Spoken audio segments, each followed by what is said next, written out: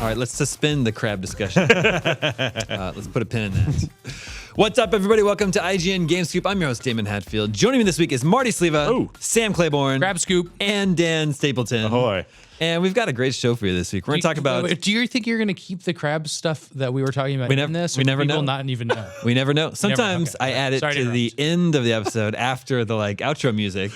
And it's just a little Easter egg. We got to talk about all the big games coming out this week. We're going to talk about Super Mario Odyssey. But first, let's begin with what we've been playing, because there are some high-profile new releases I know we've been spending time on. Maybe not Dan. Dan was on vacation. I was crab fishing. Cooking up crabs and pulling out their tracheas.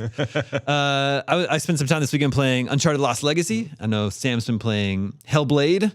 Senua's Sacrifice. Senua's Sacrifice. Which you played that too, right, Marty? Yeah, I finished Hellblade last weekend. Finished Uncharted this weekend. Okay. Wow, so you're like Fire. You're an overachiever. Whew. Well, I had to review Uncharted. Yeah, I've been playing Pyre too, but sort of just like casually playing it. I'm not like trying to plow through it. Yeah.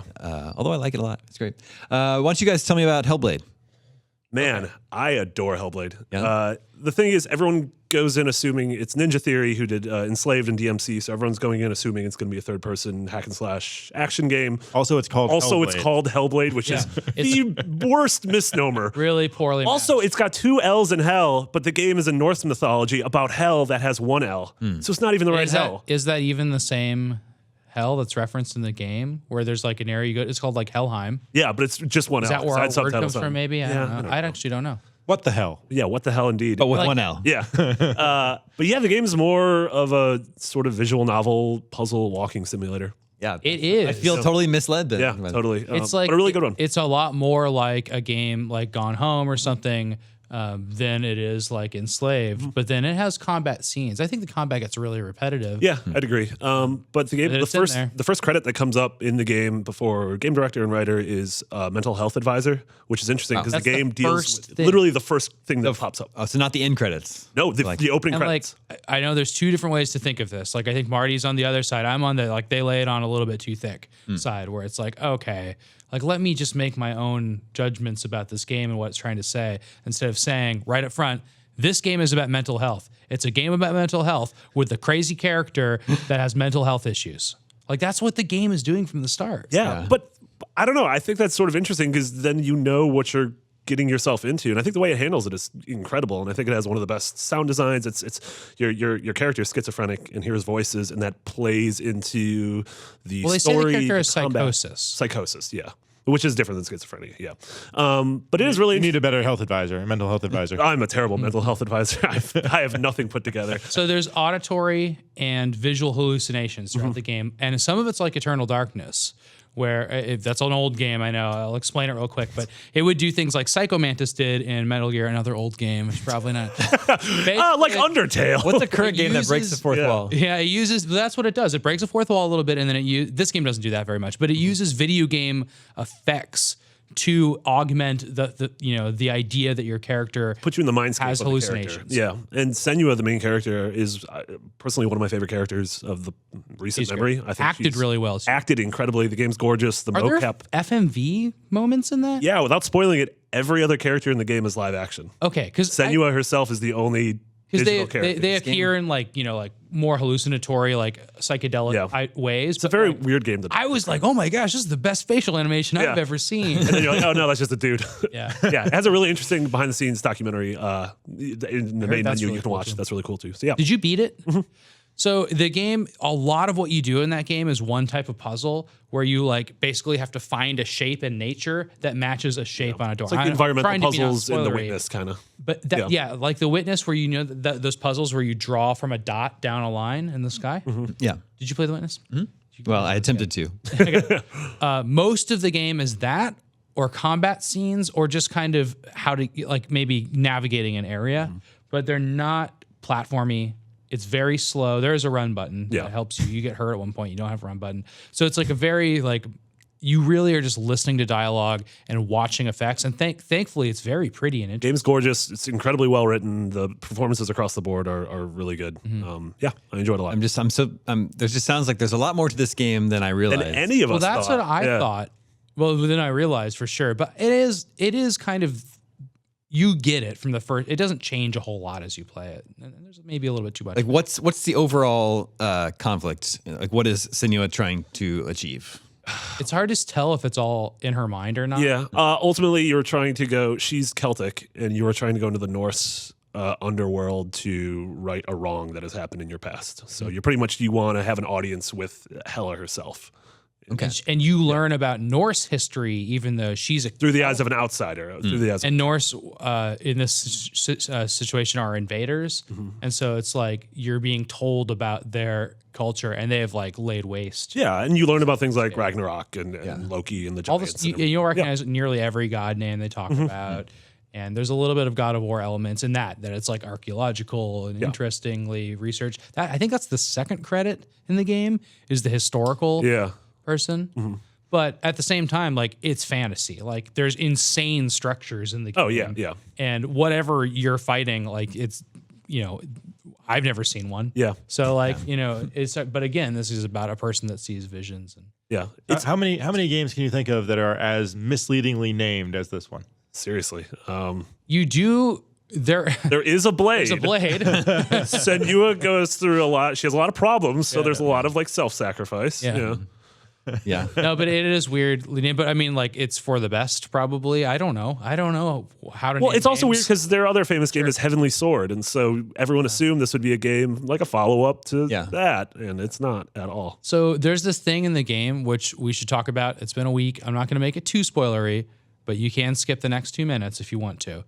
But We're going to spend 2 minutes on this? All right. No, we don't have to. We don't have to. Just for safety. It tells you at the beginning of the game, the very beginning of the game, that if you die too much, it will erase. It'll send you back to square one. Because every time you die and come back, there's sort of this infection that you have, this like darkness that goes up your arm. Yeah. And like by the end of the game, it was like already at my chest, like up my neck. Yeah. But You got it up to your neck. Oh heck. Yeah. Okay, I think I'm not quite there. 1K. Yeah. And I'm on the final boss. Yeah. But from everything I've understood, is that everybody that we've played with, it's not a risk that's actually happened. Like it must be. I was very scared the whole hard time. Every time I died, I would get very tense. So I don't want to like ruin it for people, but I felt like I was pretty scared about that the whole game, and that was a very effective method in the game. Well, I was like at the end, and I'm like the end. And my jumps hands hurt pretty like, hard, and I was like, if I die and this erases my save, I'm going to be the angriest I've ever been in my life. That's what I thought too. I will be so furious. Yeah. So isn't that just exactly the same thing as like Super Mario Brothers, where you have X number of lives? Yeah. And if you lose them, you go back to the beginning. Yeah. You got to understand, there's warp zones. Also, Super Mario's ultimately like a 15-minute game. Yeah. You can get back to where you're going to get back to fast. But in this game, you got to watch a bunch of stuff. You got to walk around slowly, and it wouldn't be fun to go back through it. This game also has. I don't think this has some very scary things. It has. I think it's very really spooky. Cool moments, and it kind of teaches you to play in these ways where you don't need to use visual. Even though it's a video game, you don't need to use the TV. There's a lot of audio parts and a lot of like. It's really cool. It's parts. It definitely isn't perfect, but it's super interesting, and I think people should play it just because it does a lot of things that no game has really ever done. Unlike Uncharted. Yeah, well, that's a good segue into Uncharted Lost Legacy, which I played a bunch of over the weekend. Marty said he's beaten it. I mean, so this is going up after midnight Thursday, right? No. Oh no, we can't even say Can we not talk about the game at all? No. Okay. Well, is it going to go up on Thursday? No, it's gonna go up before gonna go Thursday. up. Oh no, We can't even we can't mention the game. I know we could talk about it. Mention that we Marty haven't can't give a played it, but you critical can't say if it's good or not. Are you reviewing it? I am reviewing. Okay, so I didn't know that. Okay. But we can just say we played the game, and can I say whether I liked it or not? Nope. I don't know. Okay. It is a game. I played a game called Uncharted Lost Legacy Or the for a few PlayStation hours 4. over the weekend. And our review is coming on Thursday. And I guess Thursday at midnight. I'll share We'll have to some scoop next week. more thoughts on that later on this week. And Dan Y'all played. got scooped. That's what. You scooped. See, if these guys weren't here, this would have been an interesting episode. Yeah. The reviewer and the reviews editor. 2 layers of protection there. Yeah, it's true. And Dan played Crab Bake on his My favorite mobile game. Did you bring a Switch with you? No, I didn't. I deliberately didn't bring a gaming device, although I did have an iPad and ended up playing some FTL because that is a great game. And you had your rig with you, right? oh yeah, I definitely carried around my PC. You carried your Oculus. No, I did not do that. But yeah, I went back to FTL because that is a fantastic game. I played on hard mode. FTL is destroyed. Oh, it's so fun. That game's really good on iPad. Hey, what was that VR game you got me to play? Lone I Echo. was gonna say made me play. Lone 'cause it was Echo or I guess it was Lone Echo. Lone Echo. Yeah. Did you finish that? Yeah, I reviewed it. That was It a really cool It game. is very That was good. recent. And you watched me play a little bit of it. Yeah, just Yeah, a little bit. Pull It's a- yourself around in it. Yeah, zero G, Zero G. moving around and then So it's Adrift. it is a similar take on or a different take on the same idea. Both of them Just are more actively touching the environment and moving yourself around by momentum. right. Adrift was came out before Oculus had it was an Oculus exclusive. And Oculus didn't have hand tracked motion controllers, so it had to use the gamepad to move around, and that just isn't that fun. Yeah. There are other issues with that game. It's my third favorite VR experience I've had. But you're talking about Lone that? You're talking about Lone Echo, Echo. not Adrift. Yeah. Yeah, absolutely. Adrift is It's in my top 3. fine. But Lone Echo is really good. Just the sensation of movement you get by reaching out and pulling yourself around and pushing off of things is great. It's really intuitive. Like yeah. you sort of get it right away. And like I almost never get any motion sickness in anything, but I'm told from other people who do that you get very little motion sickness from this, just because your brain knows like this is how you expect movement in zero G to behave. So it doesn't really throw you off as much as like pushing a button to make your character walk, and my legs aren't moving, but I'm moving like I'm walking. Yeah, so it's almost like you disassociate from your chair or your standing position and feel more like you're moving through space in swimming. whatever position you're in. Yeah, like swimming, as opposed to you like noticing that you can feel pressure on your feet or whatever, and then you're cruising across the ground. Like there's some difference there, and I totally felt that, although it still made me a little bit motion sick. And the gameplay in the single player part of it is pretty simple. It's got some puzzles which are mostly just exploring the environment and finding the missing piece you need, and then fiddling with a thing to make it go on to the next puzzle. And the story is okay. It's interesting, but one of the best parts about this is actually a free multiplayer component that they call Echo Arena. Which did you guys see the Ender's Game movie? Mm-hmm. That. Well, they've got like a zero G training simulation where with like the stars in the middle, and you can coast from thing to thing. Right. So picture that mixed with basketball. Mm-hmm. So you've got you got two teams launching from either side, trying to grab this disc in the middle, and then try and throw it into the other team's goal. And there's just so much to it. It's like sci-fi pyre. Kinda. I call Pyre just religious basketball. It's Catholic basketball. But there's so much to People it. are pretty, the Hoosier, certain parts of the country, people are pretty religious about basketball already. Yeah, that's true. But it's all about momentum, basically, because you can get going really fast, especially if you push off somebody who's already moving. You can basically double your speed. But if you miss what you're if you miss the disc you're trying to catch, you just go sailing past it, and That's the great, other 'cause there's team- nothing to catch. Right, and there are things around the court that you can catch onto to stop yourself, and you've got jets, but it takes a while to slow down. So if you overcommit, you're just on the other side of the court while the other team basically gets a free shot at your goal. And it's 3-on-3, but it's like somebody being down, or a team being down a man in hockey.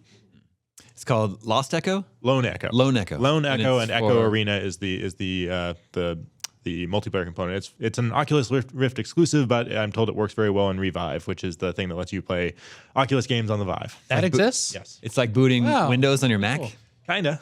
Interesting. I Yeah, hadn't heard about that Revive. feature. Yeah. Very clever. All right. Well, since we can't talk about Uncharted Lost Legacy, I will note that I've been playing the new Knights of the Frozen Throne expansion for Hearthstone a lot, which is really fun. I don't think anybody here with me plays Hearthstone, but it's like refreshed the community, added a bunch of new cards to the game, and the community seems to be really positive about it and excited enjoying, about that which is a Dota little unusual. What's up? Are you excited about the Dota game?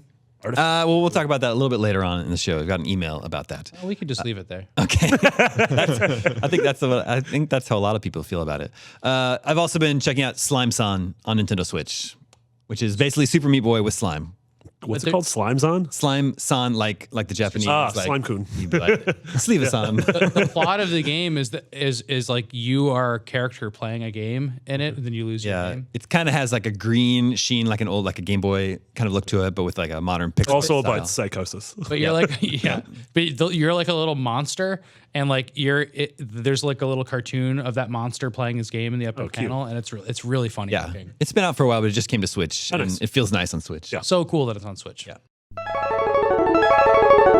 Let's talk about the games that are out this week. Starcraft Remastered is out today. Yep. And I'm actually excited for that because as much as I like RTS games, I've never played Starcraft. Really? Neither. So maybe now's a good Played time. StarCraft 64. How the hell have you never played StarCraft? But Because I was never much of a computer gamer.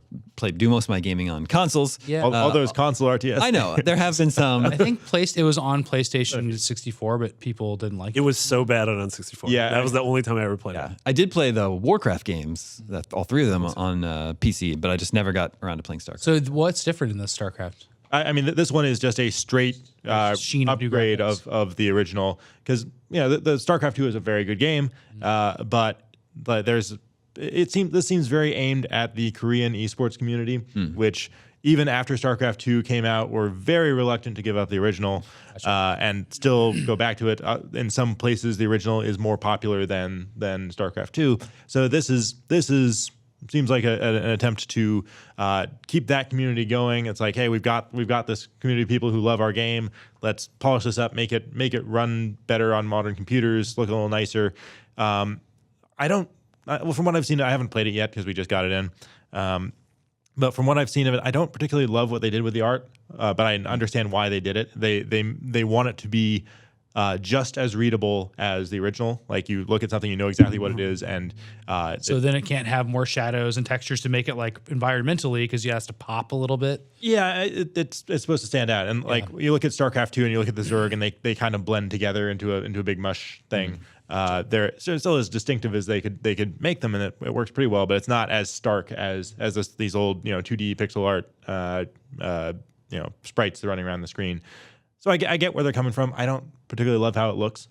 I'm very interested to see what they've done with the cinematics, because those cinematics were great at the time, have not aged well, but I want to go back and see some of that stuff. And the plot of the original StarCraft, way better than StarCraft 2. StarCraft 2's plot is not good. There's 3 campaigns, is that right? You play through each faction's It's one campaign, but it mixes the 3 factions. Yeah, maybe I'll finally PC only? check that out. I'm sure it's on Mac as well. I'd be surprised if it's not. Okay, I wonder if my Mac can run it. We'll find out. Almost certainly. Agents of Mayhem is out this week. This is the next game in the sort of Saints Row universe, same developers, and it is sort of, it's not a Saints Row game, but it also kind of is. Yeah, it has characters like Johnny Gat's in it. Yeah. Exists in the same universe. Yep. That's sort of thing. I know John Ryan's working on that review for us. Yep. Goes up at midnight on Monday. Midnight tonight. So actually by the time this is out. Yeah, I don't know. The game, it seems like this is releasing without a lot of fanfare, even though from what I've seen, it looks like dumb, mindless fun. Yeah. It sort of is a single-player hero shooter. All the characters have very distinct abilities and supers and cooldowns and everything. But And you swap between the characters, right? Yeah, you create a party of 3, and then you can swap between the 3 on the fly. I don't know. It looks cool. I think this is a smart time for this to come out. Like, if this would have come out a month or 2 later, I think it would have got immediately buried by stuff like Destiny and Shadow of War and everything. Is this going up after midnight? Well, yeah. Okay. Yes. It doesn't have cheat codes, and I think that's insane. It's a GTA Yeah, okay. And there aren't any. But it's more superhero based. It's like Saturday morning cartoons. Yeah. But I don't know why you don't do that with these games. And I know that for the last Saints Row though, cheat codes were DLC. I think we talked about it in Game Scoop, and I don't think that's very cool. Yeah, just play on PC and get some mods. Yeah, exactly. But that's exactly right. Is that it looks like a fun game to mess with, and I still don't get why GTA is the most popular game in the world, and GTA cheats is the most popular search associated with it. Like, learn from that example. Yeah. Make your game, put some cool cheats in your game. And there's usually not only mods for PC, but there's PC console cheats, which are just left in a lot of games too. So that's great too. And again, that's great for PC gamers. I'm really happy. But console cheats are really cool for consoles too. Yeah, for sure. Look at NBA Jam. Yeah. Learn from that. Yeah, you could Big head mode. Bill Clinton. Was there big head mode in Pyre? I never found out. I do not think there's big head mode. Right. You can unlock Bill Clinton. You can, yeah, you could be Bill Clinton. Yeah. Yeah, that part's true. Yeah, they weren't able to get Michael Jordan's likeness, so it was just another player with the number 23. Yeah. I don't know. I really loved Saints Row the third, but I kind of got tired of that series after that. So I don't know. The third was by far the highlight of that series. 4 I liked, but like I felt like they gave you all like way too much power too quickly. So I just got kind of tired of it by the end of the campaign. Yeah. Like I was it's like, hey, this is really cool. I can run really fast, jump really high. Why do I care about any of these cars? I'm just going to jump over everything. Yeah, exactly. Yeah. It also seemed a little bit lazy, like it started out maybe as an expansion of the Saints Row the Third, because all the customization options are exactly the same as they were in the third. It did start off as DLC for the third, yes. Also out this week, Cities Skylines comes to PS4, and that is isn't this the when SimCity it was just called the new SimCity, right? And it was kind of a debacle at launch, and Cities Skylines was like not great either. The alternative to that people liked. Is that true? Yeah. So it was a someone basically coming in and reminding people what we all liked about SimCity. Yeah. It was not what we liked about SimCity 2003 and 4, and that the new SimCity from EA and Maxis forgot. Yeah. So I have played it on PC. I haven't played it on console. I'm told that the console controls are pretty good. It's been out on Xbox for a while. Okay. Now it's out on PS4 this week. Right. And they've also since I reviewed the PC version, addressed one of my main concerns about it, which was, I built up a city and then nothing would ever happen to it. Like it's fun to build up a city, but then like with the original SimCity and all the SimCities really, there are disasters and you have to cope with those. Sure. And that it makes it more of a game instead of a toy where you're just a straight simulation. And I really missed that, and I'm glad they added that in. Yeah. Can Bowser come out like in SimCity on the Super Nintendo? That's also the only place I ever played SimCity. I don't think they have monster a lot of attacks, people's experience with SimCity, Yeah. I think. Also, if Hellblade is the most misleading title of the show, Cities Skylines is the most leading title. What it is. Also on PS4 this week is Matterfall, the next one from Housemarque. Yeah. This one's been a long time coming, long time in development. It's weird that I haven't got a chance to play this yet, but it's weird that this came out so close to Nex Machina. Exactly. It's like they're Nex Machina was like a surprise. Yeah, they're generally a studio that releases like one game every 2 years, and then all of a sudden it's like one game every 2 weeks. Yeah. But I generally like Housemarque games. Yeah, they're carrying that like twin stick shooter torch. We'll have a review of that shortly as well. That should be up. Well, the game's out tomorrow, so review's up. Midnight. Another midnight tonight review. All right. And then Nidhogg 2 is out this week for PC and at least PS4. I don't know if it's coming to Xbox this week or not. Just PS4. Now with stupider faces. Yeah, so like a lot of people have been playing this in the office this week, and it sounds like they're having a lot of fun. But I can scarcely think of another sequel that made as much of a change to its art style. Yeah, I mean the first one game. was so like iconically minimalist Yeah. in terms of like your character was just like a weird neon shade. figure. Yeah, Yeah, it was closer to like an Atari Almost like 2600 Pitfall. or 7800 look of a game. Yeah, whereas this, the backgrounds are gorgeous and the super colorful, vibrant, gross fantasy stuff, but the characters are just like little ugly garbage pail kid boys. Yeah, They looks like Elmo versus Grover. Yeah, like well, that really was just weird. Max and Brian's character. You can customize your characters. It's just Max and Brian look like Elmo and Grover. It's fine. Yeah, I think it's still fun. I think people Yeah, are totally having definitely. fun with it in the office. It's just a very stark contrast to the original game. Yeah. And I would love to know what the thinking was behind that. Yeah. And I get wanting to reinvent the art style, especially like you can't just do the same minimalist thing over again. Sure. You can, but you lose all the novelty of like people looking at it and saying, "Hey, this looks really cool." Yeah. It's like, yeah, I've seen this before. Yeah, I'm sure that they made probably a lot of money off the first one, so the budget for this one was higher. So they decided to add those Space Jam Monstars to the games. Yeah, one man's treasure is another man's trash. So I'm sure a bunch of people out there like the art style more than you guys do. I haven't really played with it yet. I want to because I still think that is like the perfect arcade cabinet. Oh yeah, It's Nidhogg? such a great arcade game. Like if that was in a bar and you could get drunk and play it. yeah. Friends around an arcade machine. I've been to it'd be so many parties where someone turns that on, and it's just so in 5 seconds you understand how to play it. Yep. Yeah, it's really simple. and then somebody throws a sword at you and Yes. it's like, I didn't know you could do that. And this has the different weapons, so there's a little bit Yeah, more. you to spawn it. with a different weapon. Every time. Is that review coming? It's out. That review- our reviews already up? Should have gone up, but it went up before we came in here. Yeah. Chloe liked it? I liked it. With I gave it an 8. All right. Great. Night Trap, the 25th anniversary edition is out this week, which is pretty cool for us retro gamers. I'm excited about that because as infamous as that original game is, I've never actually played it. So it'll be fun to check that out. Yeah, and it has a really good soundtrack. Does it really? Is it like hair metal? It has a song called Night Trap. Yeah. It's not hair metal. It's not hair metal? No, it's just really bad pop. Oh, okay. Well. But that game was made squarely in the 80s and didn't come out until the 90s. Yeah, it's we talked about that on a previous show. But it's sort of like from the CD-ROM heyday of digital video. I remember how controversial the game was when it came out. Yeah. I feel like we're going to play it now, and it's just going to be so dumb. Oh yeah, it's gonna be, but it'll be like it's such a smart idea for a CD-based game because it's just about video feeds. That's the whole game. Is like find where these people are invading a house based on security cameras. Yeah, like hey, it makes it that makes total sense. Yeah. It's true.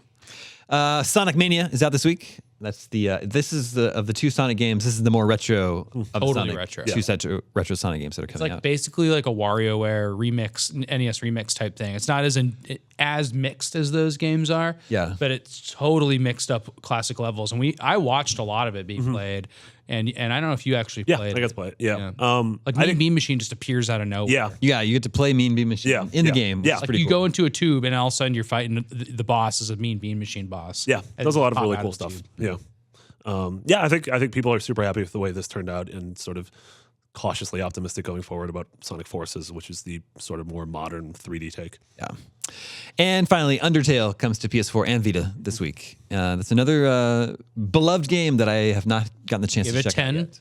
Yeah. It's a straight port of that version. Yeah, the PC version.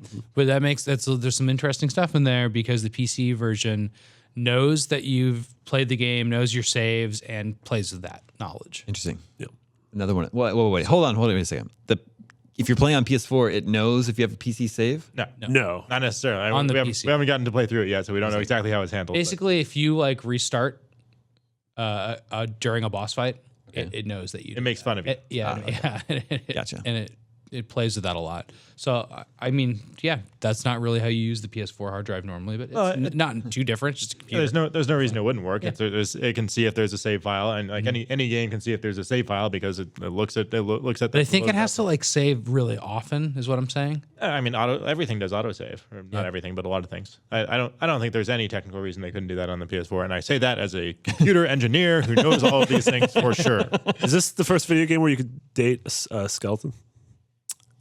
I'm going to go with absolutely not. There's some pretty gnarly Skyrim mods out there. Okay. Well, you can't date people in Skyrim, can you? You can have wives and stuff. Oh, I didn't make it that far. I got very bored in that case. But think about how many cats. Yeah. Think of how many dating sims have been released in Japan. Oh, there's got to be just like there's probably an entire skeleton-based one. Yeah. Like there's the one where you're a bird. Yeah, there's one about birds. Or you're having sex with birds. One of them. Yeah. Yeah. I'm not going to talk about it because it's a spoiler, but that has a big twist in it that I heard about. You guys got to ask Miranda about after. What does Undertale or no the pigeon game? The Hatoful. Oh yeah, Hatoful boyfriend. The New Game Plus of that game was insane. Yeah, and if you're interested, you're never going to play it. Just because the regular one is happens. totally sane, right, Marty? No, this is insane. Trust me, the game totally takes a hard right. Yeah, it's really interesting. It's like one of the most interesting video gamey game twists I've ever heard of. All right, that's everything. All the big stuff that's coming out this week. There's also 10,000 mobile games coming out this week. Justin will review all of them. Yeah, 10,000 Steam games. Like with their new Steam Direct thing, they're just the floodgates have opened even more. Yeah, for like sure. it used to be 30 games a week. Now it's 30 games a day. Sorry, now it's like double that. It's insane. We've achieved peak game. Maybe. Can there be more games? Maybe there can be more games. Let's check in with the listeners. Thanks.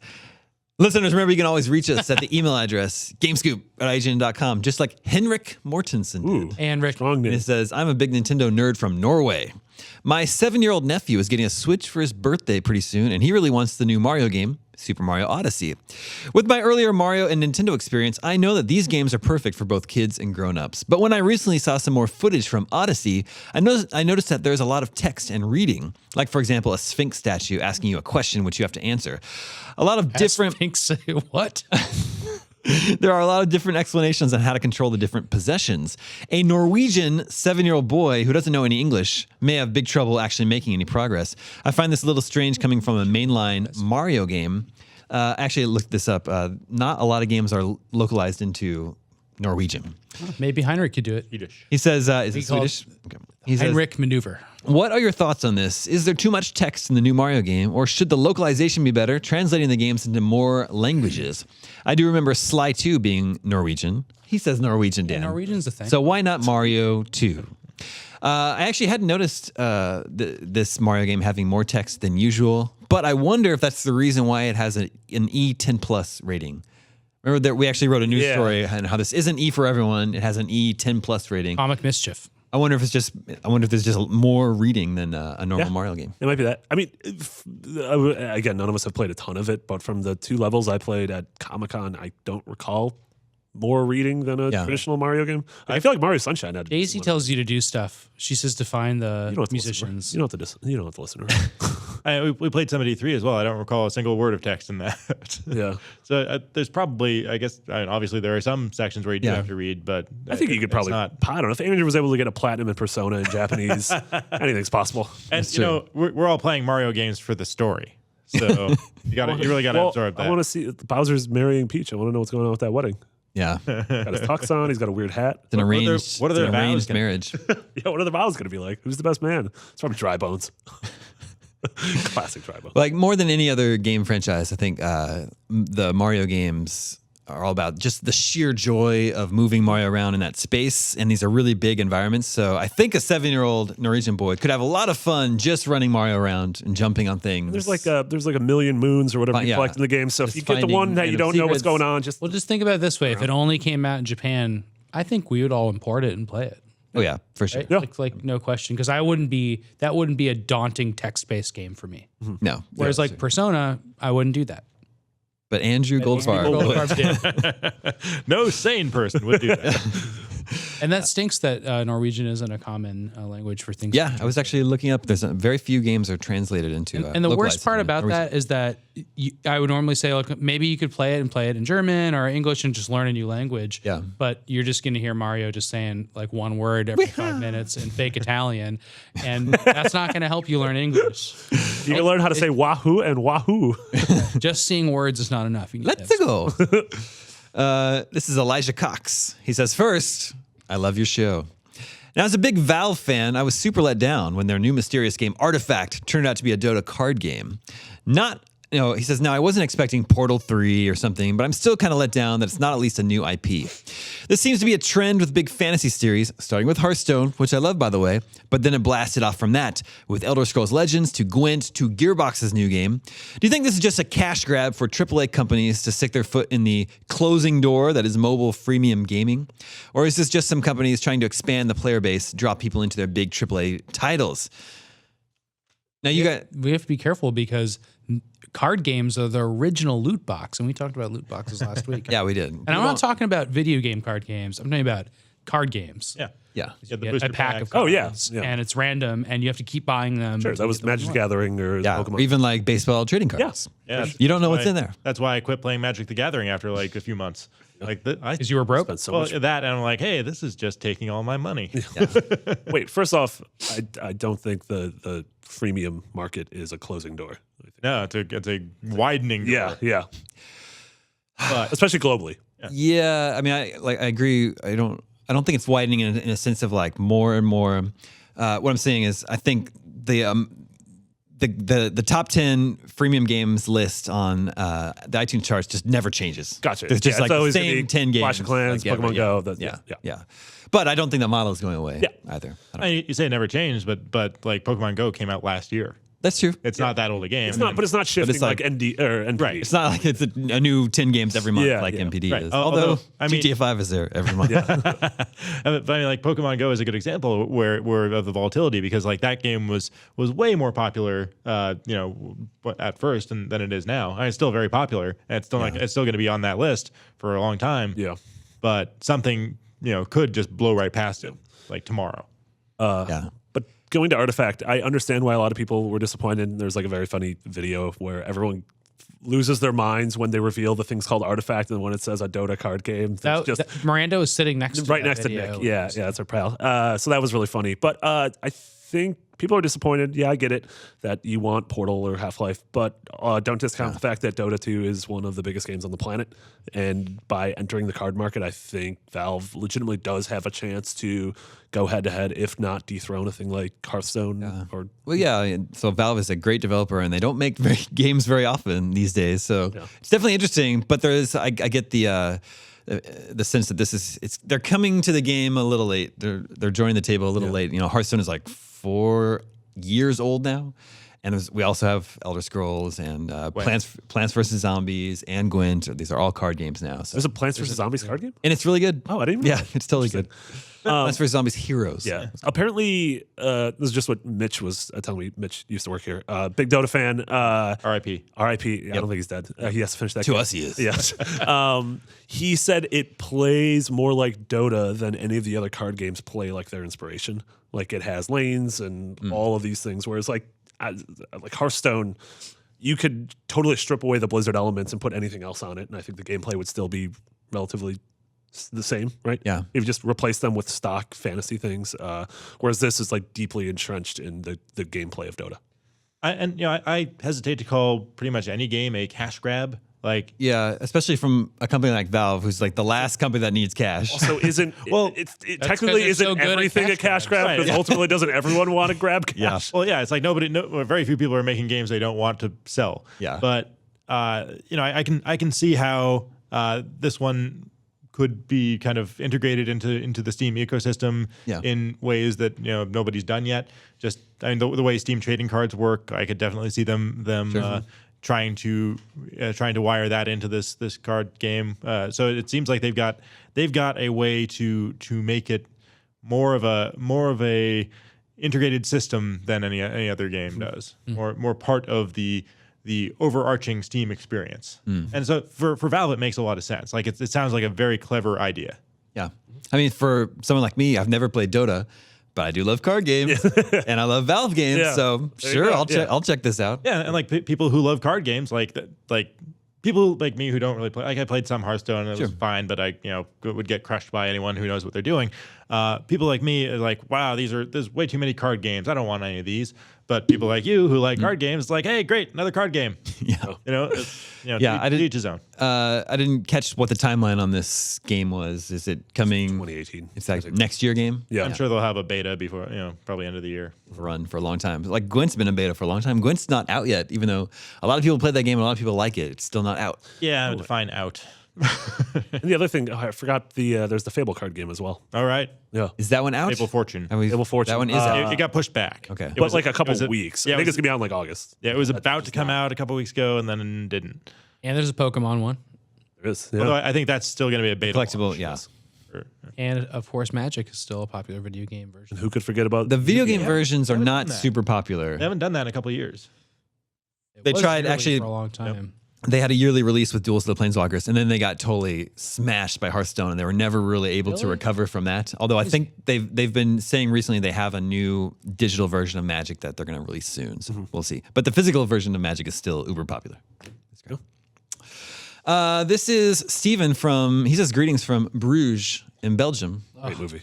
The movie Love their beer. Are you speaking of Bruges. Of the movie In Bruges? I am. It's a very good film. It is a very good movie. Yeah. Peter Dinklage. He's the little man from Game of Thrones. He's in that. Natalie and Bruges are there? Yeah.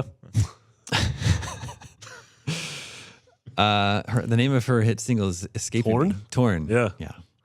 90s, or early 2000s. Only 90s kids will remember. Steven says, love your show as it is my guide to stay up to date. He says, I play as many new games as I can and also play remastered ones, those which I missed during release years ago. But I still miss that one game which I loved and started my PS3 console with. Ghostbusters. The 2009 game, that is. The new one is more than disappointing. With all the remastered games popping up here and there, I still have not heard any news. Have you heard any news on a Ghostbusters remaster? If so, what would it take to see this happen? Yeah, it came out with a is- bunch of ladies in it. No, he's talking about the game. Yeah. Okay. Which was it was an official sequel Yeah, to the movies. It was written by Dan Aykroyd and Harold Ramis. Yeah, and had all the original voice actors. And a lot of people liked that game. A lot of people did not like it either. I think it was a pretty divisive game. I think it got 7s. It did, which is kind of I beat it. I don't remember anything about it. In terms of a remaster, though, there may be licensing issues. In terms, you've got all the original actors and the writers and all their voice talent in that game. So that's probably the rights to that game are probably a little tricky. I think it's probably still on Steam. That's a good question. I haven't. Yeah, unless the said licensing issues ate it, because I believe that was an Activision published game. Oh, weird. I know a lot of Activision licensed games got pulled from stores. And Activision still has the Ghostbusters license, if I'm not mistaken, because they released the bad one from last year. Yep. So, yeah. But Activision seems to be doing less and less licensed stuff, which is good because a lot of the stuff they were doing was really bad. Yeah, it was those Transformers games were awful, except for the High Moon ones were great, and then the following one not so good. They put out the bad TMNT game last year too. Is that right? Yeah. They put out a couple of those Platinum ones, right? Yeah, it was made by Platinum. Yeah. So I would not expect that to happen. Long story short, you should just play Luigi's Mansion. That's like Italian Ghostbusters. It's great. This is JD from PA. Whoa. And other acronyms as well. Hold on. But just one more thing about Ghostbusters. I played an awful NES game this weekend called Ghoul School. Ghoul School. Ghoul School. And it was made by Gary Kitchen, who's like a pretty notable developer who ported Donkey Kong to Atari, which is hard to do. But this is a game where you're a punk and you're in school and it's filled with ghouls and you hop over them and beat them with a bat. Wow. It's not good. I don't know. Everything you were saying is the makings of a masterpiece. And the soundtrack's pretty good too. And the ghouls look amazing. They're like big, like dripping, like weird looking eyeballs and stuff. An NES game? But it just sucks. Can you describe the box art? Yeah, it has a school, and it's kind of you're looking up at it, and it looks like really scary, like almost like a Castlevania style at night box art. Are there any ghouls on the cover? No, there's not a single ghoul, Right, but there's lots in the school. Like it's just filled with them. Sort of So I don't recommend that if you are, if you're playing a ghost game. Sort of the predecessor to Lollipop Chainsaw. Yeah, definitely. Does it contain the words boys and ghouls? No, I do recommend Monster Party though. The game Monster Party. Maybe that's the one I'm thinking of. I don't think I've ever seen or heard of Ghoul School. I think it's pretty unusual. I never encountered it back in the day, but picked up the cartridge, tried it out. It's dumb. That was your hot takes. All right, this is JD from PA. He wants to know, what are your thoughts on music in video games lately? Ghoul School. Video game music. What has it done for us lately? As a huge fan of video game composition and sound design, I absolutely love when the music and sound are married together in such a way as to create the perfect atmosphere for whatever feel the game is going for. That could totally be the lighthearted, bouncy tunes of a Mario game or the orchestrated epics of games like Final Fantasy. I also love games that go light on the music and heavy on sound design and atmospheric noises like BioShock. However, as much as I love the insides and metros of the world, I have a soft spot for old-fashioned video game composition. I love games where there are dozens of themes for various areas and activities in the game, like the forest theme, the inside someone else's house theme, or the overworld theme. Shovel Knight did a good job with that. Yeah. You always need a theme for when you're in other people's houses. The home invasion theme? Yeah, I mean, that's where you spend most of your time in RPGs, the Night right? Trap song. Yeah. So he says, what are your thoughts on original music in games today? Some of my favorite games of the past few years have had beautiful soundtracks and themes like The Witcher 3, Child of Light, Donkey Kong Country, Tropical Freeze. Pyre and Thumper are the two that you should check out. Pyre has a great soundtrack. Freaking out for Pyre's soundtrack. It's really good. Well, I mean, but all those games, even like the original Bastion. Darren Korb is the composer of Bastion, Transistor, and Pyre, and all three of those soundtracks are really incredible. I think this has been a really good year for game soundtracks, honestly. I completely agree with that. Nier, Persona 5. Zelda. I think the Zelda soundtrack is incredible, even though it's very sparse. And you're just out there, climbing a mountain, you hear the wind, and then there'll just be like a light little like jazzy piano chord. Yeah. And it's so effective. And then the Lost Woods has like the really good. So good. Music. Yeah. I was so annoyed by the Zelda soundtrack because like it just felt like it was just withholding that classic theme. Well, you get sort of a there was I don't know if that's a spoiler. There was one part where there are hints of the theme, but it's just like come key on, moments. Just give me a little hit, a little taste. Come on. Yeah. Dan's Castle has some of the best like progressively transforming music. Yeah, it's really procedural. Is that what it's called? Yeah. What in Banjo-Kazooie style, where it just changes the instrumentation? Or Monkey Island. That's kind of what we were looking at today with the that sort of NES. That was amazing tool. Yeah. Did you ever talk about that on GameScoop? No, because I've been wanting to like bring it on to the show and work it into a game. Let's see if we can do that in the future. true. I've mentioned this before. My overall feeling about video game music in general is I do feel nostalgic about the time when video game music was video game music, and like and every console had its own like sort of sound, and men were men. That it was generating. Like the NES music sounds like NES music because there's a very specific sound chip that generated the music for every NES game. And when it turned over into CD games and video game music could just be whatever, it could just be orchestral music or rock music or hip hop. It lost a little bit of magic for me. I do miss. That's a really good point.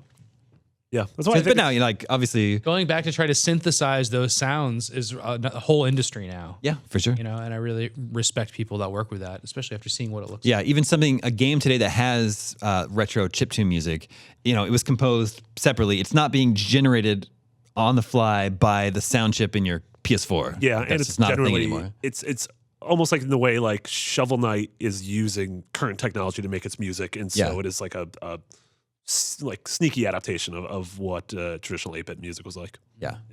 In Pong, on that board, there's no ROM. It's every component on a Pong board. This is the original, very first, most popular video game ever, Pong. It was a huge hit. There's no game code stored, so everything on it is just a component, right? Like a capacitor or other chip or a resistor. Like it's that simple.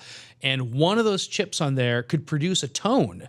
So Nolan Bushnell, and like you think about what that means, it can just be like ooh, like that's what a tone production is.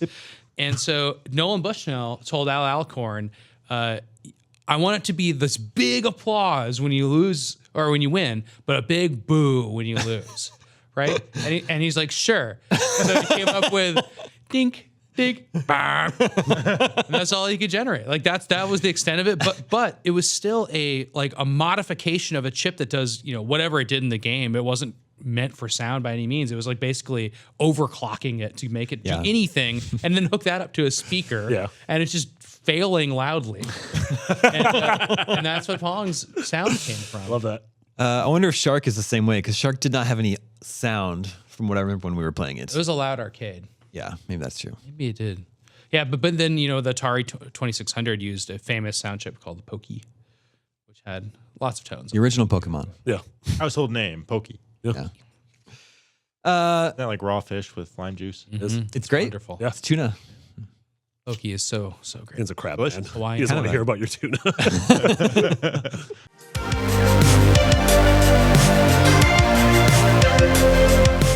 And that brings us to video game 20 questions. Woo. Our suggestion this week comes from Kent in Florida. Oh. A place where they probably sell a lot of Pokey, if I had to guess. Let the questioning begin. Were you just thinking about Florida? Yeah, that narrows it down right there. It's a game of oranges. It's only a handful of games. Nickelodeon was from there? Yeah, that's true. Did this game release after January 1st, 2000? No. It's an oldie. But is it a golden oldie? Yeah, is it from before 1990 even? Yes. Oh, Sam, this So is it is before 1990. Darn. Yes. All right. Is it from before 1985? Yes. Oh, all right. That's the NES Pong, caught man. off. Yeah. So, I mean, obviously, clearly this was an arcade game, well, unless it's Atari. Yeah. Yeah. Or it could be both. Yeah. Did this game have sequels? Yes. Zork, I guess. Mm-hmm. Absolutely. I love that game so much. I've never played Zork. Is this a multiplayer game? Can you specify what you mean by multiplayer? And two people play it at once, I guess, is what I'd say. No. Okay. Probably take turns and play. Yeah. So it could be like something like Pac-Man. Yeah, Pac-Man. Qbert. All those games. I'm trying to think of a way to narrow the arcade. I mean, we could just ask if it's. I'm trying to think maybe some are there still versions of this game being made today, or is it one of those games that sort of got left by the wayside? Let's see. Oh, like today instead of just sequels right after. Yeah. Right? Is there a contemporary sequel? Yeah. Is there a contemporary sequel? Yes. Oh, It'd be Pac-Man, that championship edition. Yeah, that's Two crazy. Or came out the Galaga or Space Invaders. Or is this an arcade game? Yes. Okay. We needed to sort that out because if it was a PC game, we'd be here all day. I mean, I guess to narrow it down, it would be So an arcade game from that early golden era that still has games. There's so few. How do we differentiate between something like Pac-Man, Galaga? Yeah. Well, those are all. I was going to say Japanese versus American design is always a way we like to go after this. Yeah, but that's kind of hard with those, and I don't want to. The genre for those is arcade, so being an arcade game, kind of. I mean, I guess you could talk about your verbs. Like in Pac-Man, you can't shoot things. Do you shoot things in this game? No. Okay. Interesting. That's great. We got says Pac-Man. I'm gonna still be Qbert. Could still be Zork. Zork wasn't arcade. No. And there's no recent Zork, right? There's no modern Zork.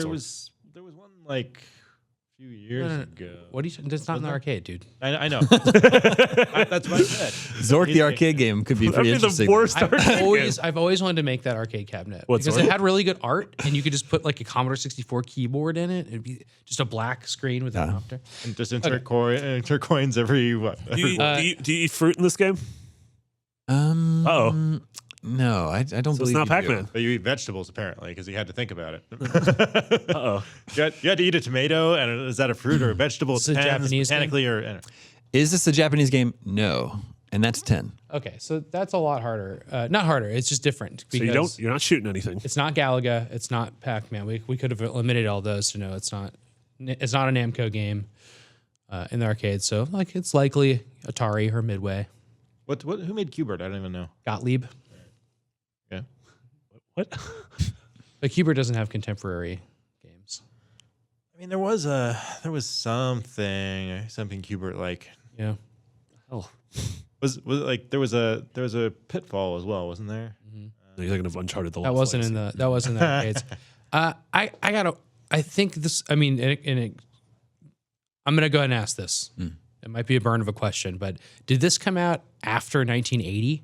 Yes. Okay, because I don't want to get all the way to go too far back. 70s games. So it's not Shark. So that's the height of arcades. The Crash was in '83, so we have a little tail in there, but it's going to be a big popular arcade game. We've all played a million times. There's Williams, something like that would be around. So Robotron, Joust, but you don't shoot. Spy Hunter. No, you shoot in Spy Hunter. You shoot in Spy Hunter. It wouldn't be Joust because Joust is 2 players simultaneously. Good point. Did this use a joystick? Yes. A lot of games are trackballs and all kinds of stuff. Oh, I guess this could be Donkey Kong. No, because that's a Japanese designed game. I disagree. I don't think Miyamoto is. Shigeru Miyamoto is a pretty Western name. Yeah, it's Norwegian. He's upset he cannot play his video game in his native language. Yeah, and so is Frogger. Frogger's a Japanese designed game. Yep. Sega published it. Konami, I think, developed it. I don't. So yeah, there's very few Atari games that take that. So I'm leaning towards Williams, but then a lot of those are shooting games. Or I still like Qbert. I think that's great. It'd be like Centipede, Millipede. Yeah, those are the 2 trackball games. Oh, those are I was trying to eliminate those. And then Asteroids is all buttons, no joystick. And shooting. All right, how do we narrow this down? This is going to be tough. Tempest, it's not Defender, it's not Asteroids, not Robotron. I can't tell with Damon's facial expressions or with the Florida clue whether we're on track or not. When did Dragon Lair come out? So we've had Dragon's Lair on this twice. Oh. But it could still be Dragon's Lair. Yeah, I think it was 85. 84. Oh. 84. Tough. Is it based on a license? No.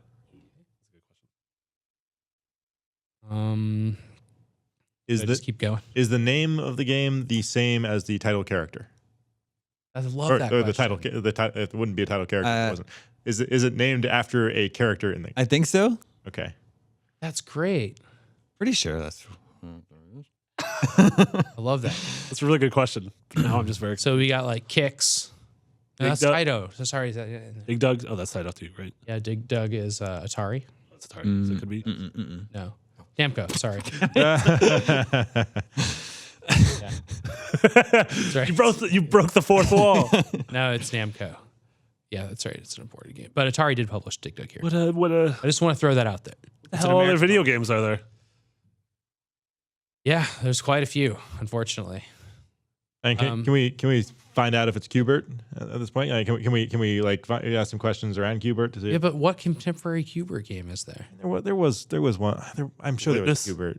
Witness is pretty much like contemporary. A modern day Qbert. I got a way to do this. Is the company that made this game still around today? No.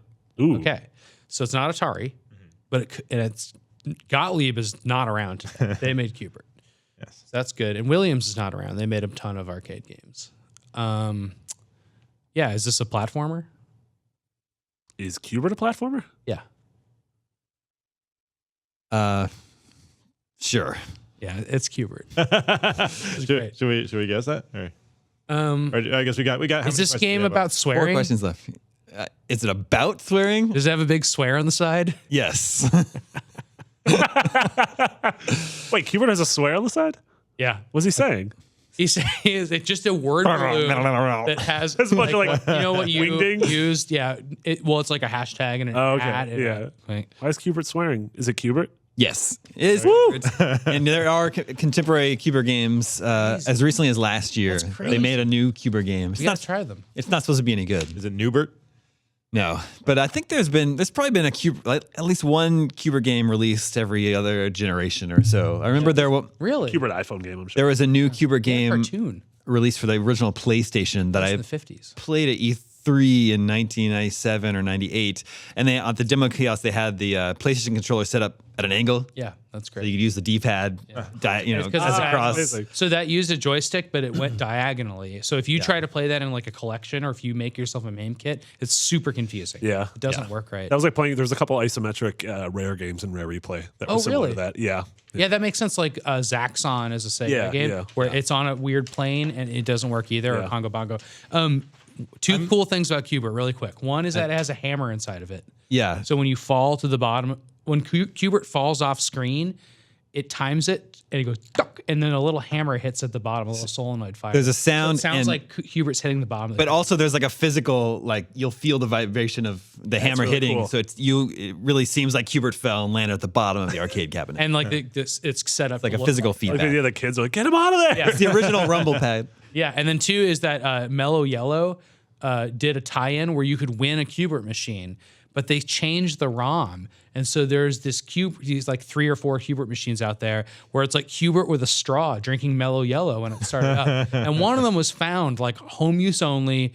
Like a couple years ago, Love that. and just like a collector pulled it out of the winner's house or whatever, and it's like gorgeous. And now you can put that ROM in your game. Yeah. And it's a great T-shirt. There's like Qbert drinking Mellow Yellow from that like promotional era that's been bootlegged. To go back, I do agree. I think his Maybe name is licensed. Qbert. Yeah. I've been under the His name impression is that his name Qbert? Yeah. Oh, absolutely. Yeah.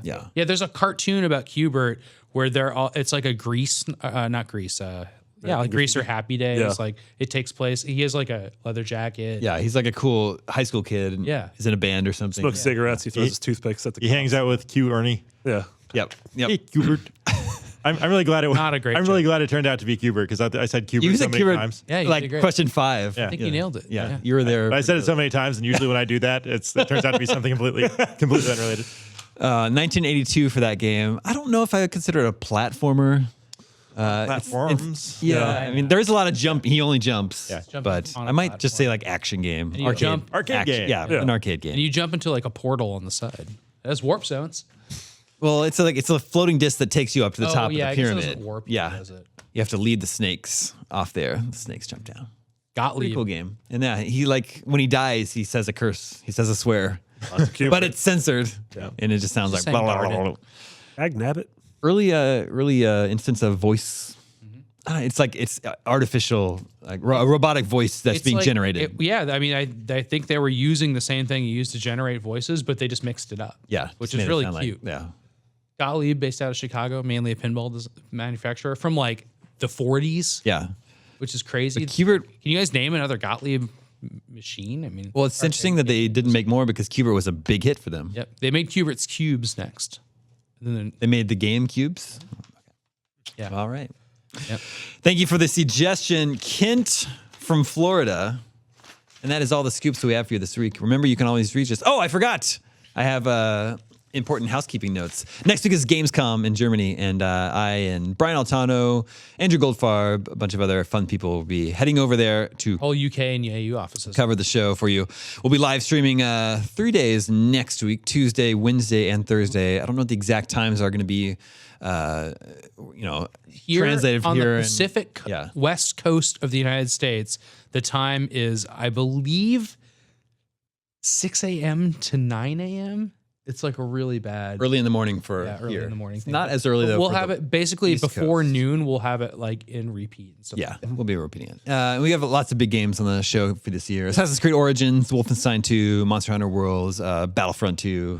And I think EA has already even said they're going to show space battles in Star Wars Battlefront 2. I'm so excited for that. And we have Sunday we have the Microsoft conference. Monday we have the EA conference. So it should be like a so there should be- little mini E3. Yeah, there should be a lot of fun stuff coming out next week. So just look for content from us in Germany all next week long. We will be doing a game scoop from the show, but it'll be more of like a Gamescom wrap-up update. It won't be a numbered episode. It'll be a special one-off episode. And then the week after that, I'm going to be on vacation. So we're going to take 1 week off. But then when we come back, it'll be Game Scoop episode 450. We've got a couple of fun things planned for you. So please be excited for Game Scoop 450. And that is all the scoops we have for this week. Thank you, Marty. Thank you, Sam. Thank you, Dan. My name is Damon. This is IGN Game Scoop, and we're out.